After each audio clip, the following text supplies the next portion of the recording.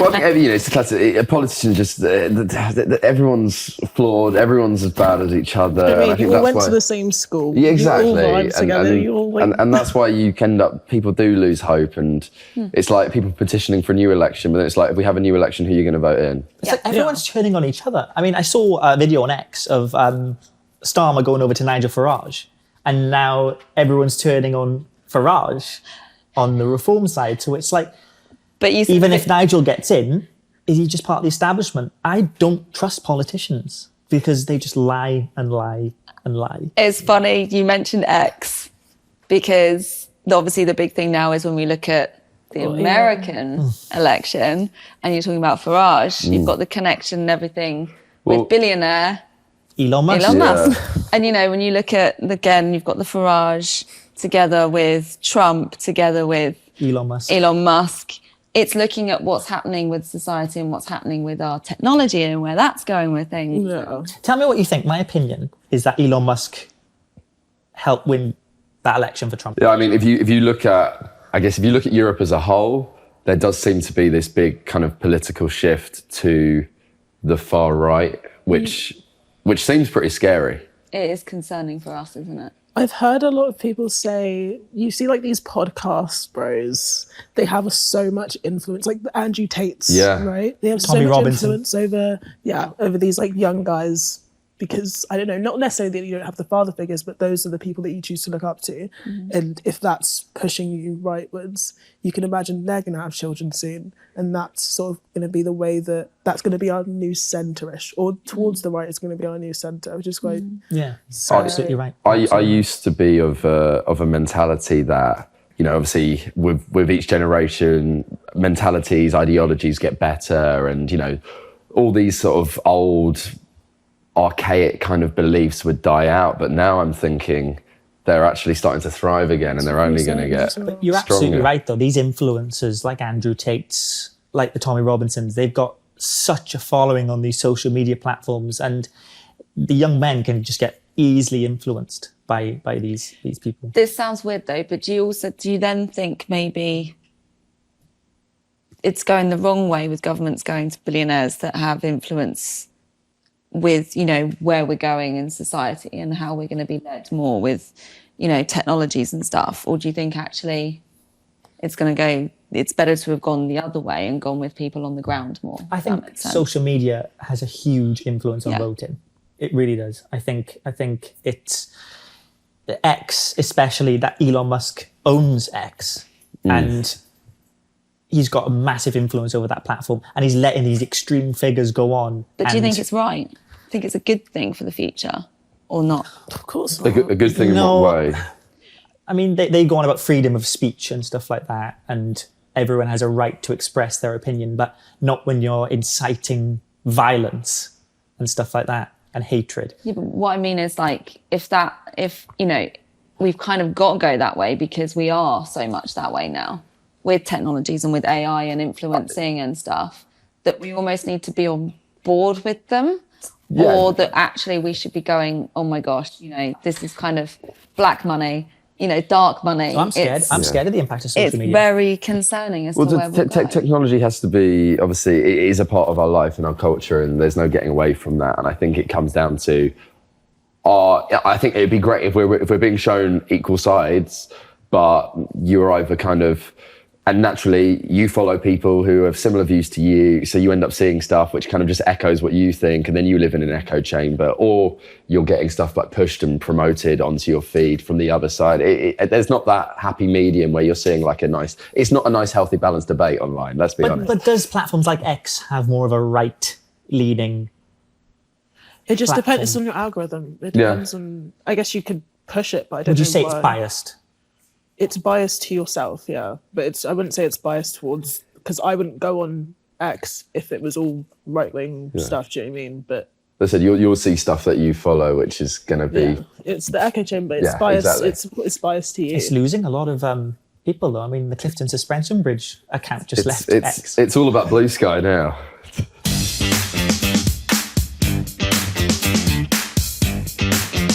Prime ministers and presidents play different roles in different countries. So, for instance, in Pakistan, I think it's quite clear that whilst they have an elected government, in practice it's probably the military who pull the strings.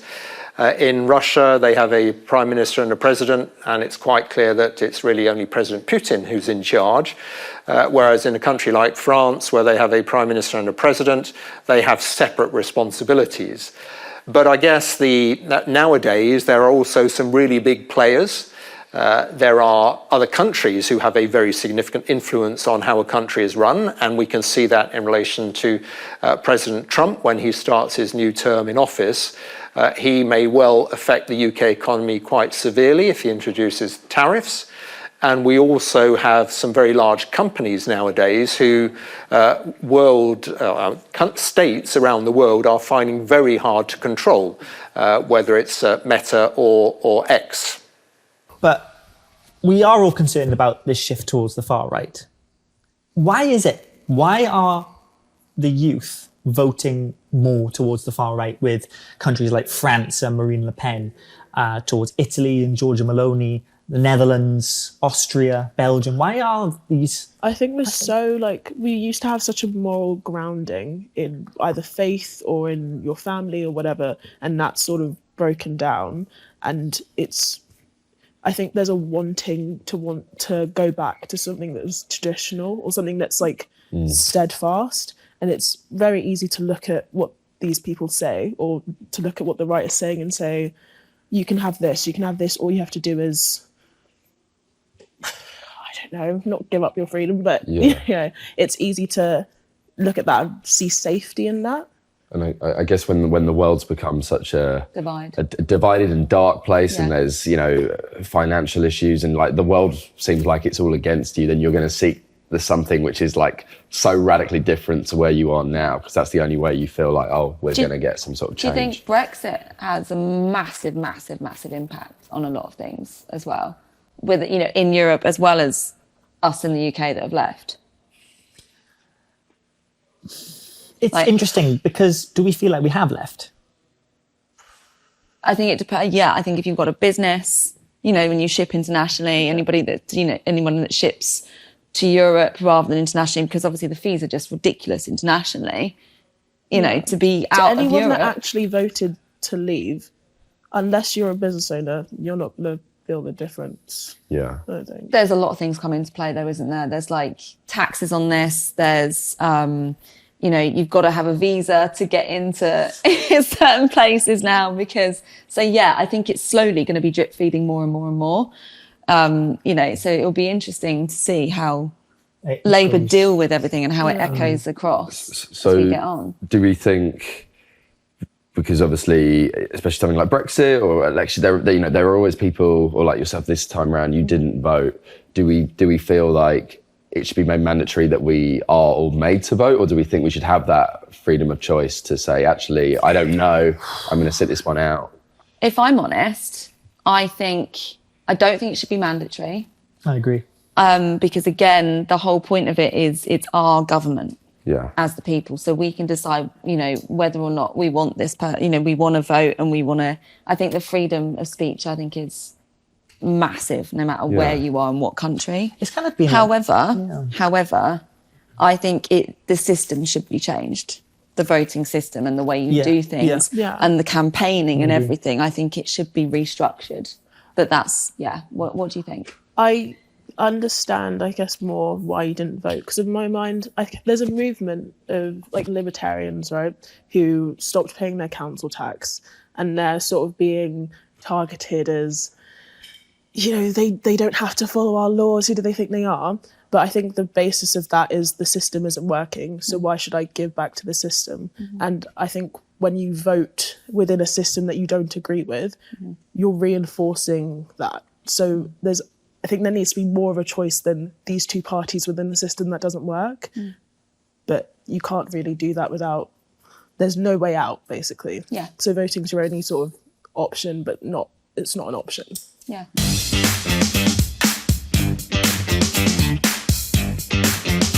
Whether voting should be compulsory, I think, is something about which I hesitate.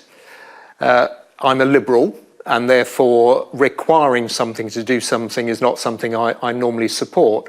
However, having spoken to Australian politicians where voting is compulsory, what they find is that a compulsory vote, because it means a lot more people vote in elections, means that politicians there have to speak to a broader audience than in a system where voting isn't compulsory. So I could perhaps be converted to the cause of compulsory voting. Well, what's this? Sorry. Oh, I was just going to say, it feels like a lot of people in this past election were having a bit of a protest against the two parties because all we've known is Labour Conservative all the time. And like I said before, Labour Conservatives are the same side, they're the same, really. So when There it was more comes to- balance this time, wasn't there? When it comes to 2029, it'd be very interesting to see, because it's like you said, the system needs to be changed, because we're either going to get Labour, and then if the Tories win in 5 years' time, are we just going to get the same old again? So the system needs I'm to be definitely changed. voting next time.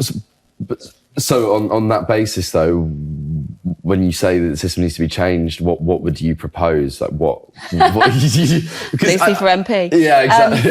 No,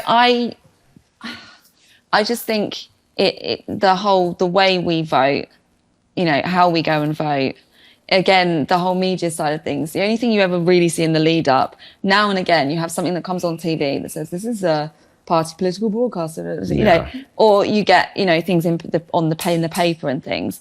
But like, this sounds really silly, but I think things like business owners and stuff need to address in their businesses and give people time to go and vote on, certain places that you go and vote, the way you do it. I just think it's. So instead of it just being one day and you have to go within these hours. Yeah, I just think and the structure of it in general, it just needs to be looked at so a wider variety of people understand voting. I know over the years it's got better and people understand referendums, people understand, and that's taken such a long time though to get a lot of the younger generation to understand rather than just voting for their favourite because they like Corbyn and the way he looks. There needs to be something, I think personally, a little bit clearer of a structure of each party kind of having a same way of I think going there's a about tactic to that though. Yeah. Because there's a certain demographic that's going to be informed and that certain demographic's going to vote in a certain way. And why would I inform the masses, or why would I inform these people that aren't going to vote for me? But surely that hopefully then would enhance them wanting to go and vote. Do you see what I mean? It would encourage them to vote, but why would I want you to vote if I'm going to lose? I think that's sort of the mindset, But it's changing that mindset, which I think is something governments and, it would have to be separate from the government, because if I'm a Labour MP and I'm in a majority Conservative constituency, like ideologically, if I now go out of my way to encourage these people to vote that usually wouldn't, maybe they don't even know what election day is, they're not going to vote for me. So it has to be like an independent. I agree. What do you think would be the best way of doing that? This is the $1 million question, Yeah. isn't it? And I guess I agree. that's Throw why it out there isn't there. a change, because no one's one's actually got taken it on a board. solution. No one's got I'm not taking that on, a proposal. by the way. Yeah, it's But all on hey, you now. no. But I think There's- you need a big character, to really appeal to these voters. Jeremy Corbyn had a huge personality and he attracted a certain demographic of people. Nigel Farage has a big personality. In this last election, he encouraged a lot of youths to go out and vote. So I think you need that big personality. And personally, with all the leaders we've had, Boris Johnson had a bit of a personality, but most of them. What do you think of Ed Davey? Ed Davey, he played a blinder. Ed Davey played an absolute blinder in this election. The way he was doing things, it was just entertaining. He just lived his life. He just lived his best life. And due to this first past the post system, Liberal Democrats had a lot of seats. They gained about 72 seats. Do you know what's interesting? Going back to what I said about local and general, he was my local MP, funnily enough. And I didn't know he was going to be up for this election, and I saw him come on, I was like, if I was, I would have voted for him. Because again, I've known how he was as a local MP. Right. But again, I wonder, it's also, again, they're who they've got around them So, you know, who their PR person is, who their, you know, that makes all the difference. Because if you're painted in a slightly different light to how some people, you know, really know you, it can tarnish certain things about your party. I never knew anything about Ed Davey, but after this general election, I knew plenty about him, let's say that. He's great at, you know, water skiing and, you know, all a lot. Going down slides. He loves a roller coaster. I know loads about on him. Skateboards. But he's also good at getting things done, which a lot of people don't know. And that's what... But do you think he's tarnishing himself then by doing this bravado in because some he's not ways. actually showing what he could achieve and what he could do? I think, again, it's the how much you heighten something about a person. It's like creating this one thing about them. It's the media side of things again and how it massively influences.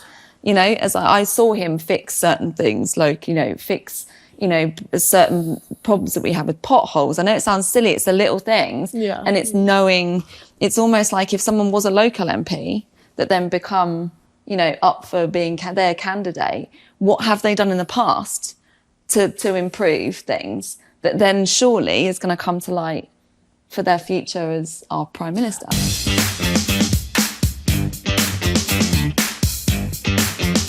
In the UK, the system we have actually means that you can't vote for the party leader unless the party leader happens to be the parliamentary candidate standing in the constituency you live in.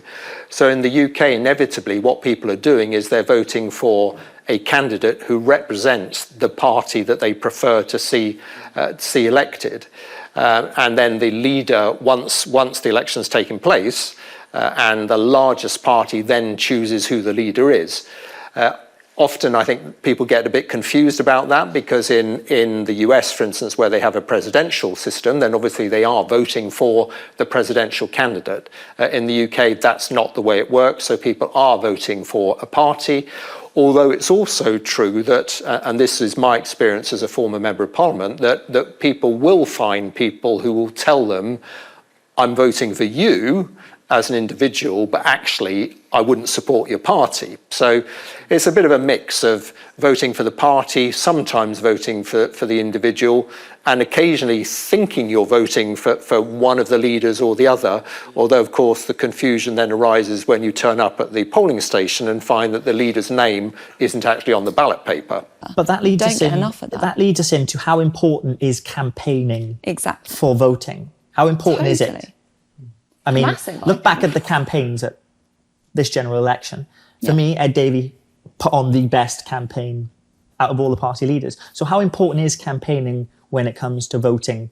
Do you think politicians have to campaign to appeal these votes? I think there's a fine line though. Yeah, because the balance. I think when you focus so much on campaigning, it's very easy to forget policy. And you end up voting for you end up with a populist. Do you know what I mean? And it's not, that's how you get fascists. That's how you get. Yeah. But I guess it does matter, obviously, because obviously you would have voted if Ed Davey was a bit more than it is.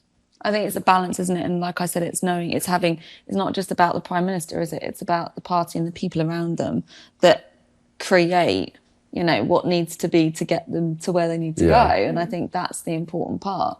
And, you know, and having the right media people, the right, like we've said, like the Elon Musks, or that it's, is it going to be good media or is it going to be bad media? Different stations, I think, portray politicians in different lights. So it depends on who you're watching, you know.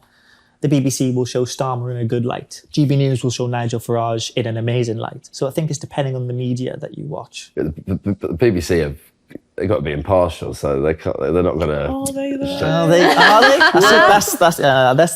That's. I mean, I like the BBC personally. You know, who I always watch for election coverage.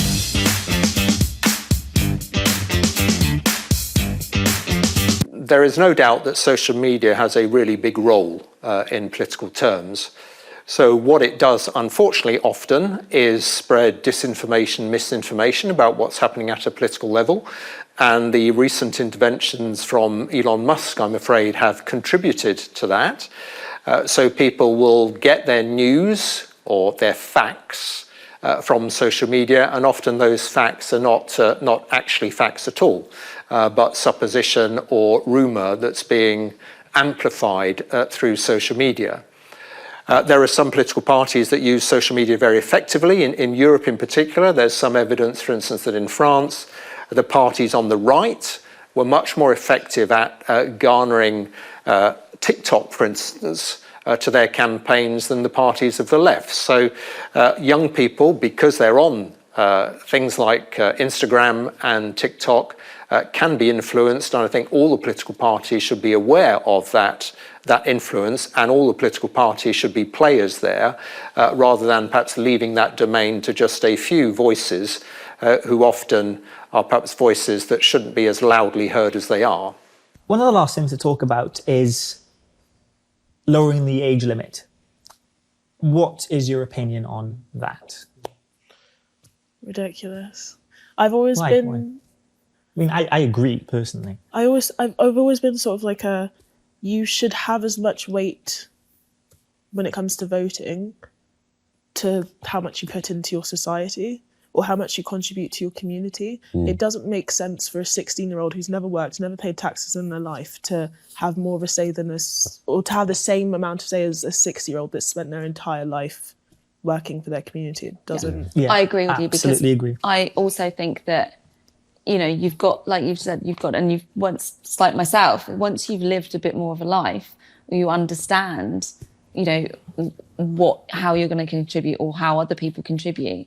Like you said, you can't really have a say because you're under your parents' roof 9 times out of 10. I think, I think the age limit is as it should be. Let's pop. When you said earlier, when you were talking about why you didn't vote this year, I was a little confused when you said that you didn't feel like it was your time, or you didn't feel like it was your place to vote, and I was just, why were you kind of nullifying your validity in that circumstance?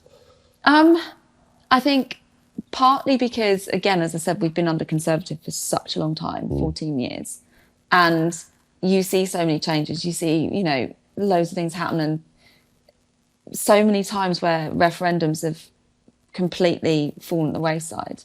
And, you're always going to have it. You're always going to have, and that's why I just don't know where we're going with things. And I think because I'm in that transition myself in my own life personally as to where I'm going and what I'm doing and whether or not I'm going to even stay in the UK, which I think a lot of people, you get to a certain age and stage in your life and all these changes and your tax on this, your tax on that. And, with the way the government's going, it's like a lot of people my age are now like, oh my God, I want to just sell my house and go somewhere else.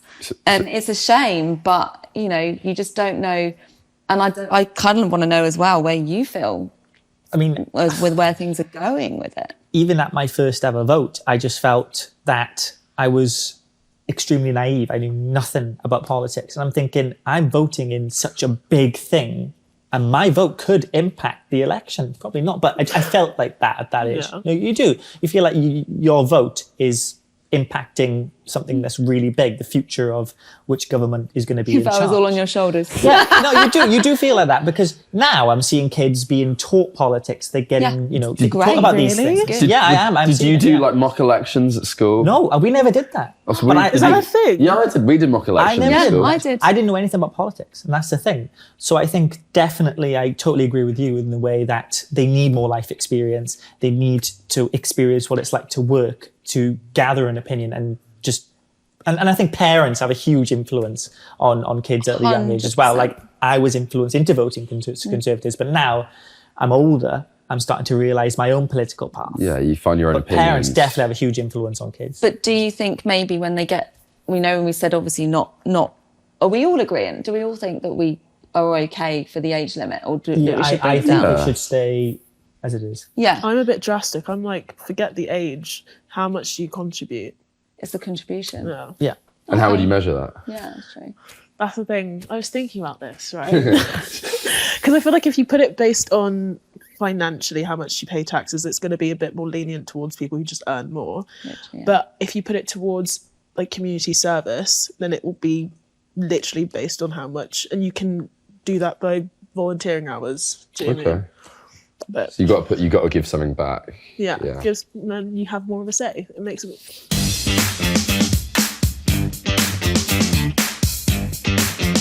I've advocated for probably the last 20 years for votes at 16. We now have in Scotland and Wales examples where we can point to the fact that young people participate in elections if they're able to at 16. In the Scottish referendum in 2014, 16 and 17-year-olds voted in greater numbers than the 18 to 24-year-olds and the 25 to 34-year-olds. So they express through the ballot box their interest in taking part in elections. Obviously, there are many other things that people can do at the age of 16, work, pay tax, join the army, and it seems to me as though being able to vote sits comfortably with that arrangement. Oh, that's a whole different conversation as well, because obviously I agree with you, the volunteering thing, and a lot of people, when you talk about if you were to go into migrations and things and how people say, I'm with you, I'm massively with you. Do we think then as a country, as a world, as a place, do we think we're losing faith in democracy as it currently stands? Well, you look back to November 5th. I mean, I'm scared. I really am scared of the future. Do you think of, at least our system, do you think of this as a real democracy? Oh, yeah, no, that's a big, huge question mark. What is it, a democracy just in name alone? I think, because it doesn't feel like a democracy. It doesn't come to the definition. So are we just playing? Well, you're actually spot on, because this petition now that's just come out demanding another general election. I mean, nearly at 3 million signatures, but we had a vote. Keir Starmer won the election. That's it. We voted for Brexit. That was the decision. They voted no in the independence referendum. That's the decision. But if they had voted yes, do you think they would have let them go? But I think you're going down they should. the wormhole. I think that's if, could have, would have, should have. And I think with anything, when you've got a government, you have to, like you just said, you've got to just go with it until the next one. These Otherwise, it's just petitions are a waste of time. We're going to keep changing systems all the time, and we'll end up back. Yeah, I mean, the 80s kind of feel again, when everyone would just be like, you look at the Tories and that 14 years of government. How many merry-go-round of prime ministers did we see? It was like a general election felt like every month, really. Well, how many have we had actually since 2019? Oh, did you see when they were laying the wreaths? There was like the amount of prime ministers that were just standing there. But I mean, I want to ask you this. It's really interesting. Are you guys scared of what a Trump second term is going to look like? And do you think democracy is under threat in America?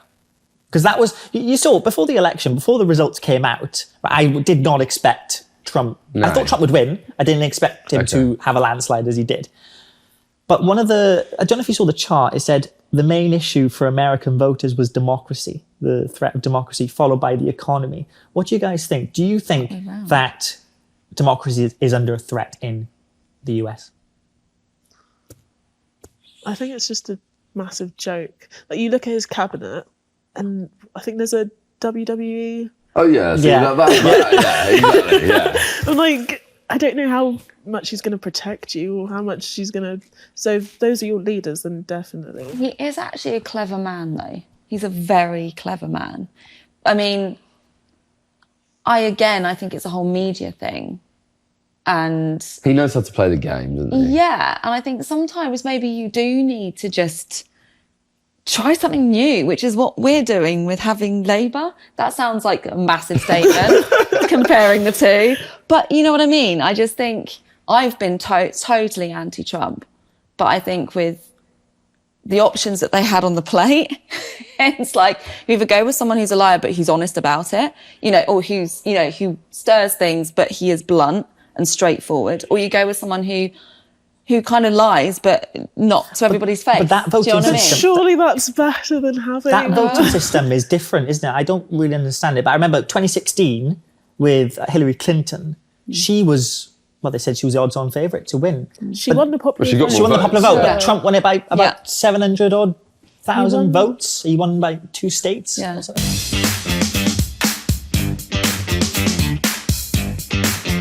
I believe that the greatest threat to UK democracy today is continued stagnation in the UK economy, general unhappiness with a standard of living which really hasn't risen since 2008, 2009, and the way this could feed into perhaps some advocates of very simplistic solutions to these highly complex problems who may appeal to people because of the perhaps the simplicity and populist nature of their offer, but in practice do not have the solutions to the complex problems that we face. And very often those autocrats, if I can describe them that way, are not particularly enthusiastic about democracy and often see democracy as something that rather gets in the way of them pushing through their own personal agenda. I know when you said about the what if earlier, like actually, what if she actually ended up... But that brings in another kettle of fish, which was the election interference. Did the scandal of the Russian interference of the Clinton and the Democrat emails affect that election? I think so. And should we really be worried about election interference?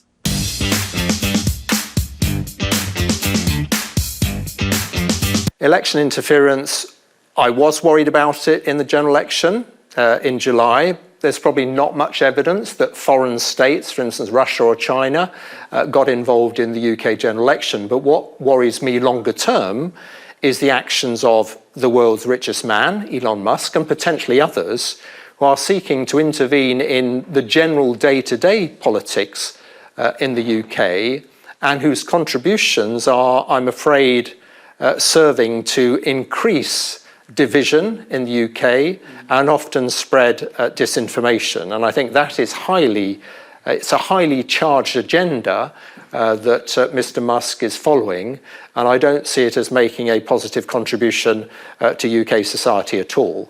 And I think we need to find a way, certainly, of stopping Mr. Musk from being able to make massive donations to political parties in the UK, which would then be required to promote his agenda. That's exactly what I expect he will be expecting Mr. Trump to do in the US for him. So do you actually think, how do we think voting makes a difference? Do you think it makes a difference? The way I'm feeling right now, no. I don't think it makes a difference. I think it's important to vote. I mean, it's always important to vote, but when you're just getting the same thing over and over again, for me, it's just like, does it really matter now? I mean, look, fundamentally, if you strip it right back, if nobody voted, then there would be no difference. So it does make a difference in that sense. Does it feel like it makes a difference? I don't necessarily know. I think the big difference voting makes is that it gives you the opportunity to then criticize or be upset or be angry. Because if you voted, you've had a say, and then you've got the right to speak out about it. A lot of us definitely feel like that, don't we? I know, I think it's important, but you need to do so much more. Like, it's not enough to just tick a box and then expect something to happen. Do you know what I mean? Like, you need to get involved. You can go to your MP, you can get involved in your council. If you actually want change, you can do it. But voting isn't enough. Hopefully we vote for real change. And what about you yourself? I think it makes a difference to the individual as to how things are going to pan out for them, how they'd like it to be in the future. But I don't think it makes a difference to society. I think you have to look back to look forward sometimes, and look at how your last Prime Minister was or her last government was. But also I think it can't, because you don't know what's going to happen in the world to make things change for the future. And look at where we're going with, as I said earlier, with technology and computers and AI as well as humans. Who knows?